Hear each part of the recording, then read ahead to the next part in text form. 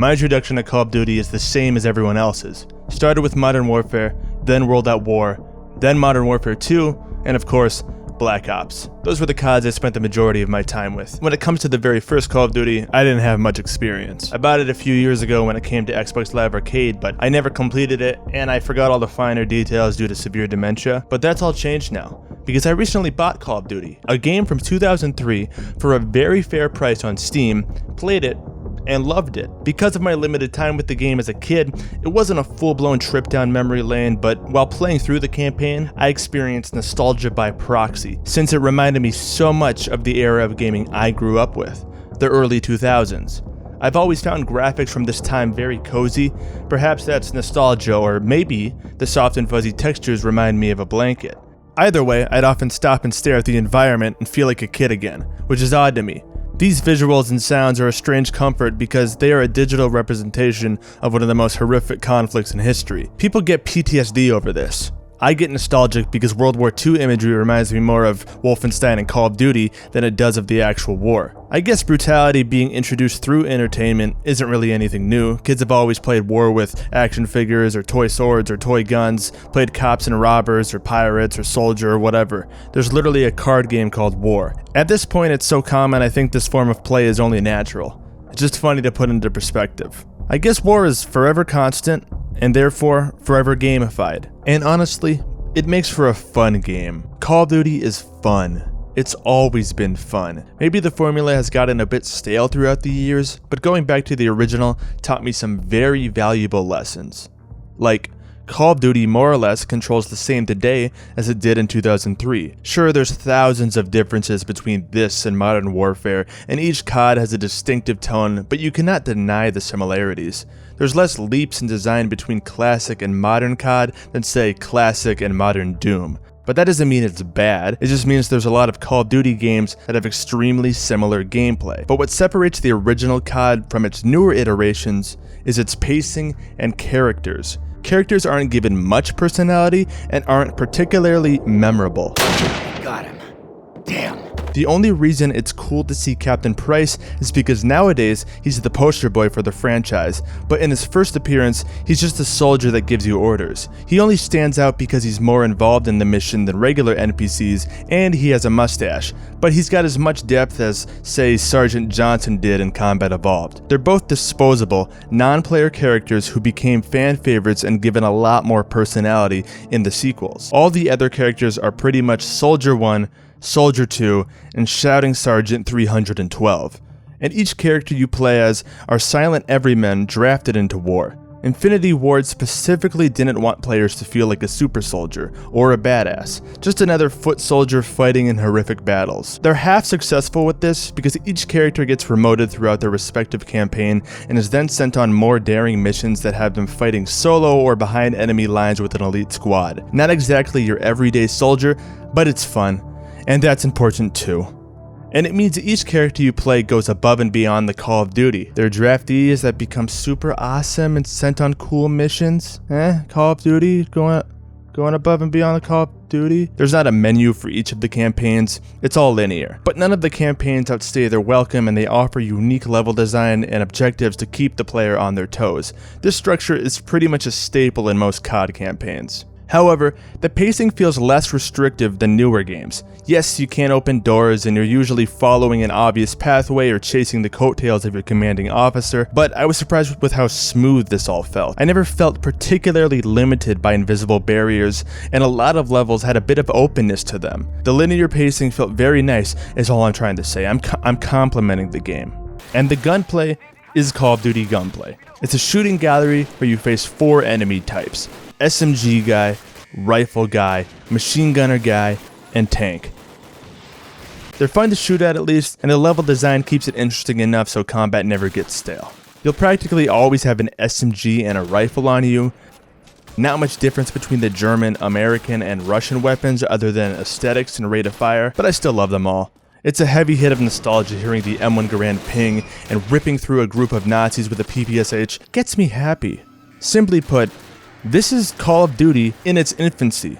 It was 2003, a time when video games were going through puberty. Games of this era felt like they had one foot in the 90s and another in the future.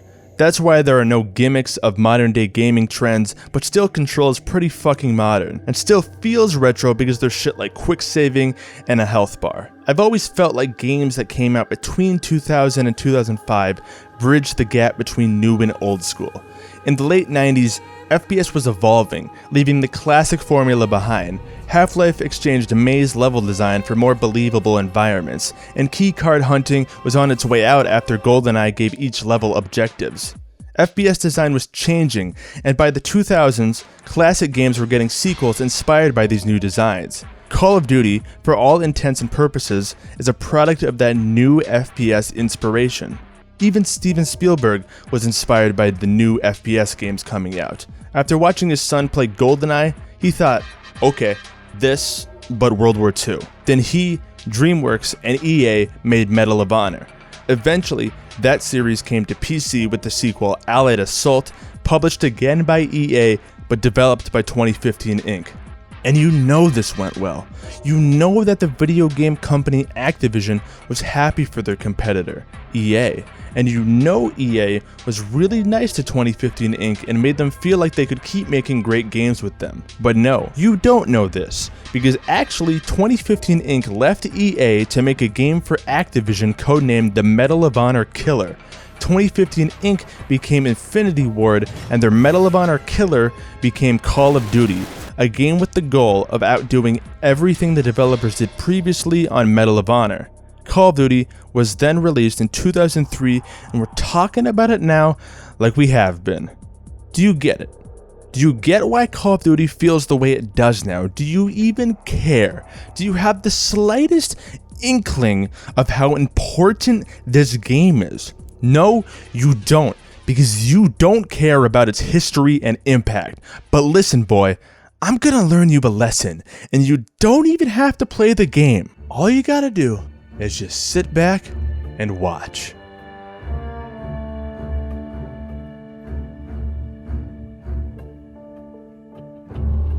People of Western Europe.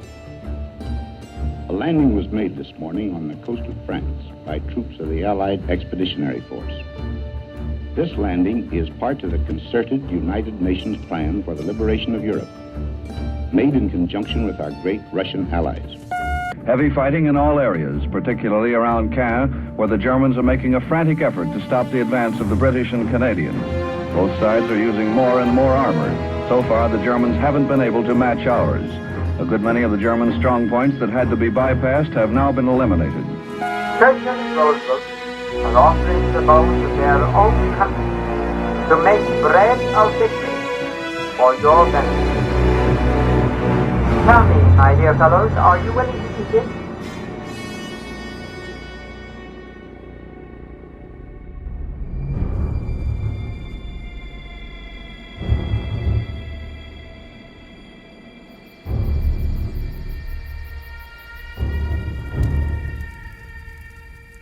Überprüfen Sie die Waffen. Wir wollen diesmal keine Ladehemmungen.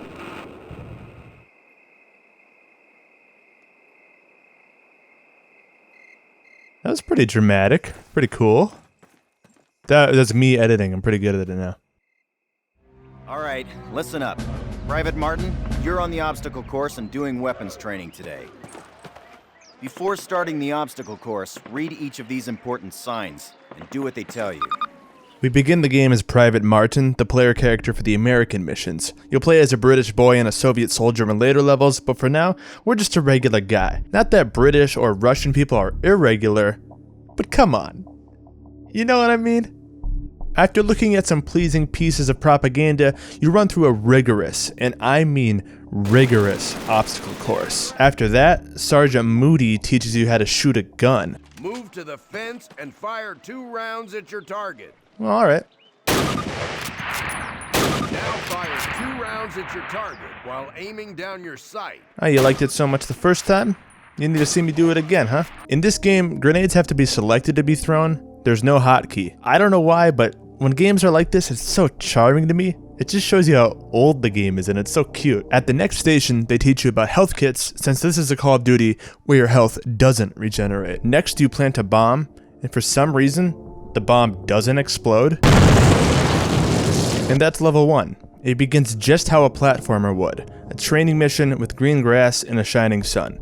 It's beautiful, I love it. Most American levels center around the Normandy airborne landings of D-Day. Private Martin is part of the 101st Airborne Division and is given the role of Pathfinder, which means we have to land early to lay a drop zone beacon for the rest of the paratroopers. We land gracefully on the outskirts of a French village.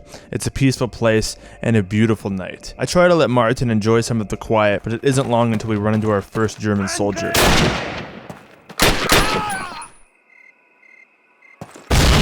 And even though he was evil, at least he had good taste in music. Get my man Bruce Lee to break your legs.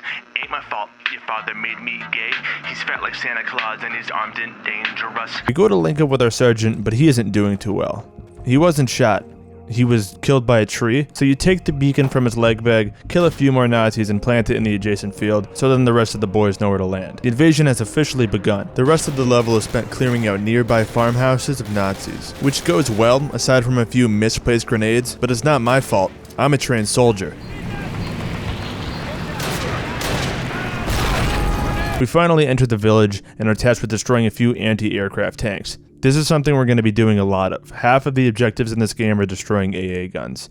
But I don't mind because I like explosions because they're the only thing loud enough to distract me from my crippling tinnitus. So I'm going to plant the bombs willingly. This is a very loud game. I had to keep the volume really, really low for safety reasons. I believe this game actually won an award for the best sound design, and it makes sense. But it's not very realistic at all because this is actually louder than real warfare.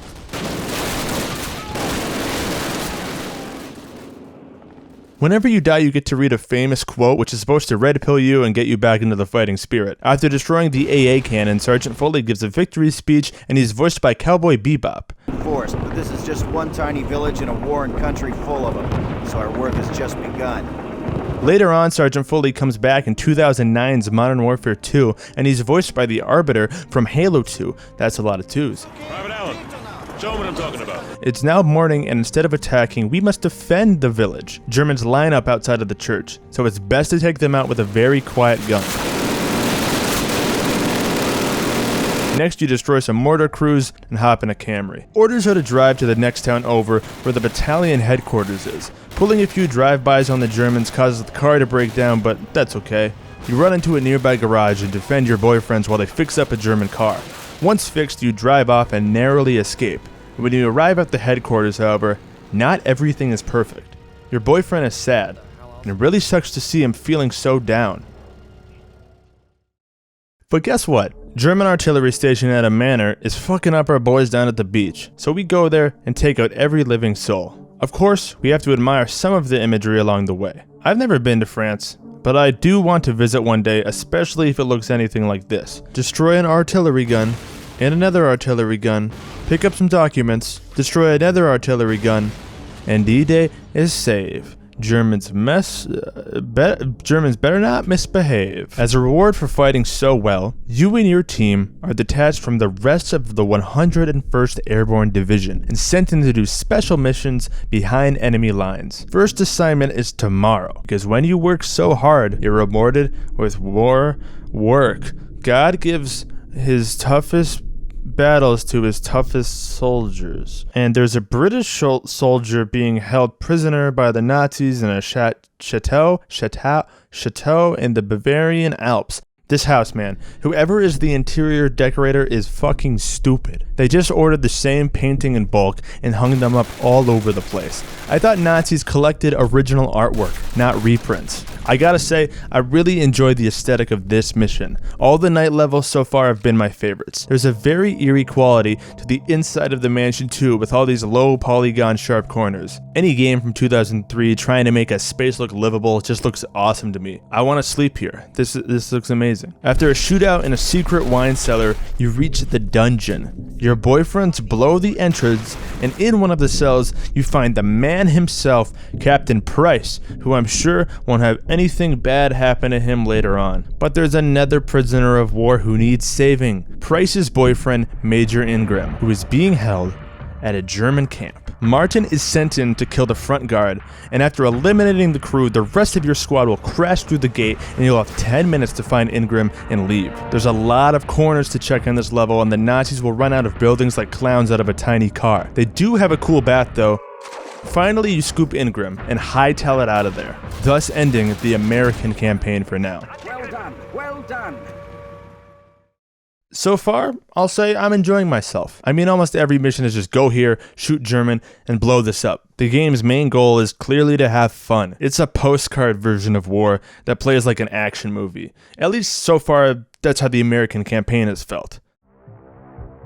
Now we are the British Sergeant Evans, the best drill rapper of all time. This is a unit of the 6th Airborne Division, another part of the Normandy invasion. Hearing 6th Airborne Division makes you picture a bunch of Adonises with rifles, ready and thirsty for war. But seeing this guy cough and all the worried faces brings you down to reality. The plane crashes about a centimeter from a Nazi encampment, and somehow nobody hears it, so you get the drop on them and kill them all. Our job is to take control of the Pegasus Bridge and defend it from any approaching German forces. Now, I wouldn't feel confident doing this on my own, but since my man Captain Price is here, because he hasn't been captured yet, and I'm sure nothing bad will happen to him later, and I feel brave to keep on fighting because he's with me, it becomes a complete horde mode during the daytime. You're given a countdown until reinforcements arrive, but you'll probably barely notice it because of the onslaught of German troops and tanks coming your way. Good thing we have what tanks fear most here: high self-esteem. After the Germans fuck off and let you keep the bridge, everyone is like, we should do D-Day like every day, we're good at it. The third mission time travels us to September 2nd, and it's my favorite mission. Damn. Since we did so well invading Normandy, we are now part of the SAS doing a very secret behind enemy line solo mission infiltrating Ytter Dam. It and its AA guns have to go, because if we destroy it, we'll get mad respect and it will hurt the German military production in the nearby valley. First of all, we have to admire the scenery. I could stare at this all day. This is where I want to vacation next. I was so caught up in the relaxing sounds of water and the illustrious mountains that when I got shot at, it scared the fuck out of me. But no worries, I still managed to snipe everyone and blow up their AA guns. And then you have to go inside the dam, where an alarm is blaring and a German commander shouts over the intercom, probably telling everyone to kill you. This was probably the most fun I had in the campaign. For some reason, everything felt right here. It all clicked. Plus, this long hallway is aesthetically pleasing. You place some charges on the dam's generators, destroy 2 more AA guns outside, and then you make your great escape. However, when you're halfway through your escape, the German commander presents you with some bad news. We have captured your commanding officer and secured the exits. You have no hope of escape. Give up now, or we will spare the lives of you and your fellow soldiers. They took Captain Price, the guy that makes me feel good about myself. No, they actually lied, because Captain Price is outside in a truck and he's telling you to jump in.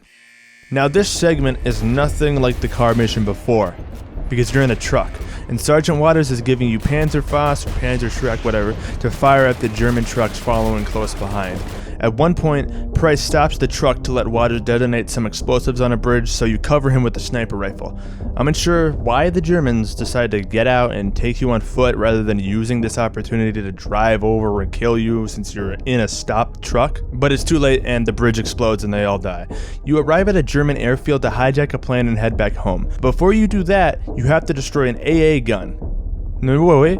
No, you get to operate the AA gun and take out dive bombers, trucks, and foot soldiers. I see why we don't want these in enemy hands. The power I feel hurts. You hop aboard the plane and that's it. This whole sequence was a lot of fun, but I'm left wondering, did we ever destroy the dam? We placed charges but never saw the place explode. Were they timed explosives? Well, it must have successfully exploded because they sent you on another mission. They wouldn't make you go on another one if you did the bad one bad, you know? If you did the last mission bad. A water mission on a boat. with Sergeant Waters driving the boat. Now that's the clever world building I love from Infinity Ward. They're the only game studio that offers shit like that. Also, the German that Price kills is the only German listed on the Call of Duty 1 wiki. This is a mission where you're undercover, disguised as a German soldier. Waters stays where he belongs, in the boat, and you and Price go aboard the Nazi battleship, hoping to place some explosive to destroy it. Well, you get inside, and your cover is blown. That, or Price got too impatient and couldn't contain his bloodlust. Price covers the hallway you entered from while you plant the bombs, and when you get back there, Price isn't there. He probably moved the head to go kiss Sergeant Water on his cock or something. Before leaving, you have to grab some documents and fight constantly respawning waves of enemies, and you gotta see this guy do a cool thing on the stairs, and after all that, you book it back to the boat and leave. We lost the captain. Damn, that was a very fine man. They got Price? So I thought, oh, this must be how Price got captured. Is this like a prequel to the American levels? No. This takes place after those American missions. So, did he get captured again? I mean, you don't see the battleship explode. Maybe we didn't detonate it in hopes Price is still aboard. But no, I went back and replayed the mission. After planting the bombs, you can find Captain Price dead on the ground. Super anticlimactic. I guess in 2003, no one gave a shit about Price. It's his first appearance, and he's barely in the game. He's practically disposable. But nowadays, he's the mascot, so it feels jarring to see him just lay there. So the king is dead, and you don't get to see the battleship explode. There's nothing inherently wrong with that. It's just quite the contrast from modern COD. Well, no time to dwell on it, because now it's time for the Soviet campaign. The Soviet campaign is by far the most intense one. I think Infinity Ward were attempting to show a more accurate depiction of World War II, at least emotionally, in these levels. The campaign does have moments of heroism like the previous ones, but most of it takes place in destroyed cities where any glimmer of hope is dimmed out by ash, smoke, and snow. You play as Private Voronin, arriving in Stalingrad on a crowded barge full of drafted soldiers. Everybody aboard looks scared, probably wishing they could be anywhere else. The officer with the megaphone says anyone who tries to leave will be shot on sight. With a rule like that, it shows how desperate Russia is for fighters and that they've killed deserters before.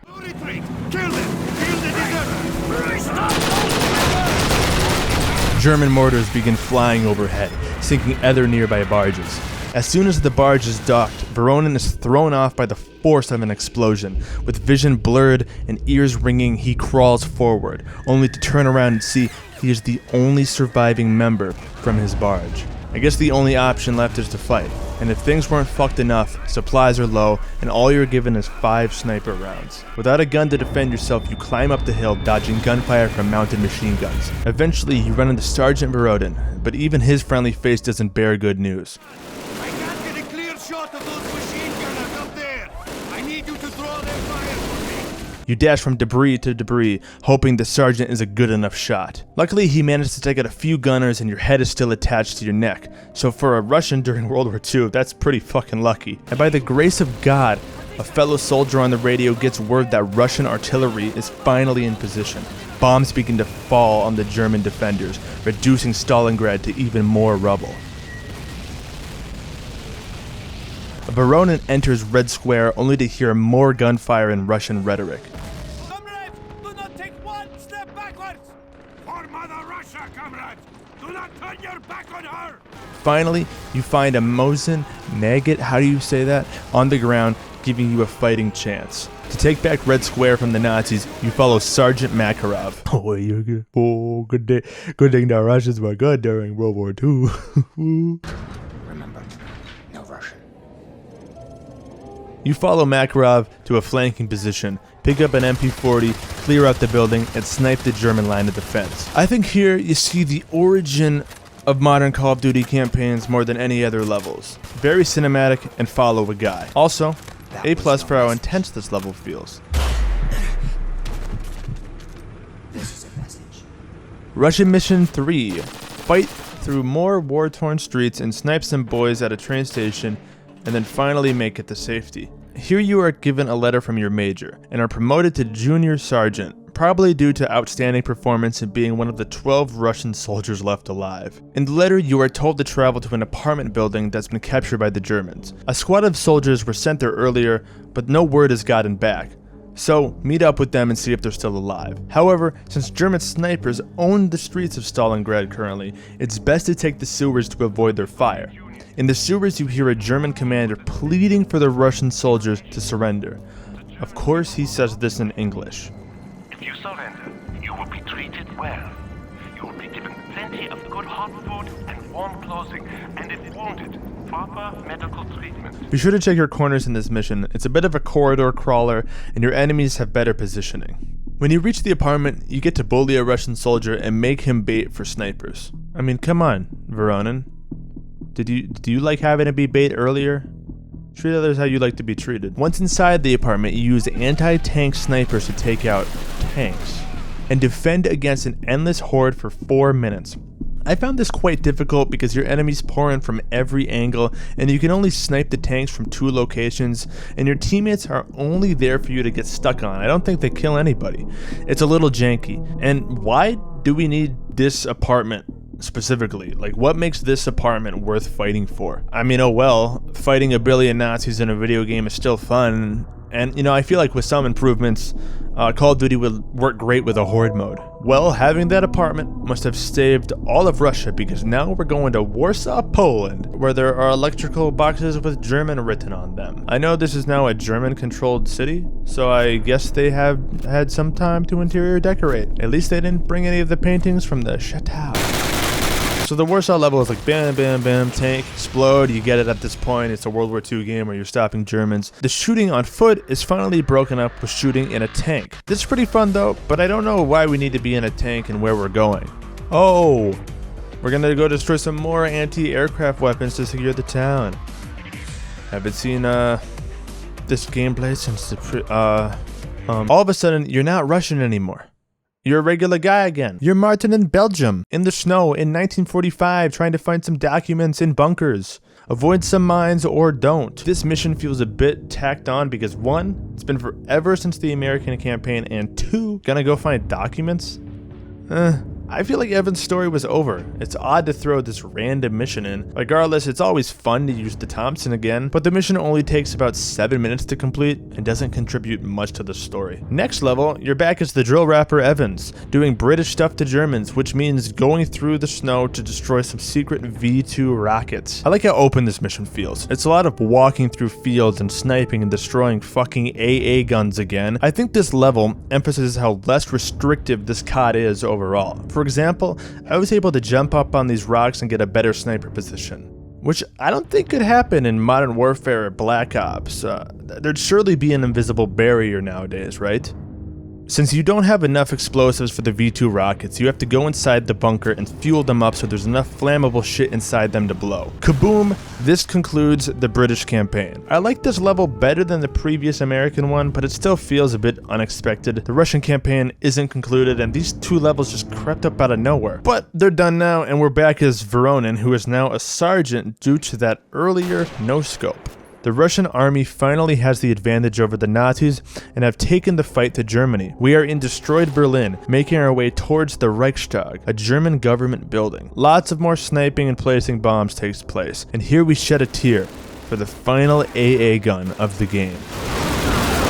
Once you reach the Reichstag, you hold your positions and wait for friendly tanks to arrive. There's no point in trying to take out the German defense on foot. The fight through the building is short and sweet, but Voronin has come so far, seen so much, it feels cathartic to finally see the end in sight. On top of the Reichstag, I take one last look at Berlin and wonder, why are our tanks still shooting the building when our men are inside? Seeing Berlin in rubble doesn't make me feel good.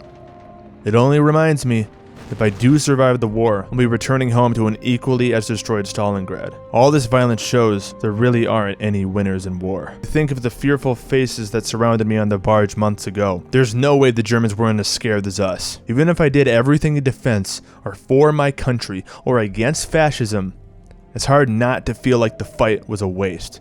It's hard to feel victory when there's been so much lost. All I can hope is that when we raise our flag over Stalingrad, nothing like this will ever happen again. And yeah, that's Call of Duty 1 for you. You shouldn't play it.